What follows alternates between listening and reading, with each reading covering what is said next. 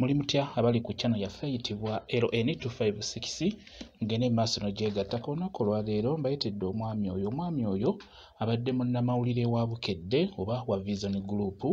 Omwami oyo ayitibwa Nsamba Christ yavudde mu bulamu bw'ensi eno olunaku lw'eggulo. Omwami oyo yafudde mangu ekyamazima ennaku zino abantu balina okuba nga batambula n'endwadde zaabwe naye nga teboogera kuba omwami ono olumbe lwamujjidde mangu ng'akaaba mutwe ne bamutwalako mu ddwaliro eryasoose ne bamuggyawo ne bamutwala mu lyokubiri gye yafiiridde naye ng'olumbe lwamulumbye mangu okukkakkana n'ava mu bulamu bw'ensi eno.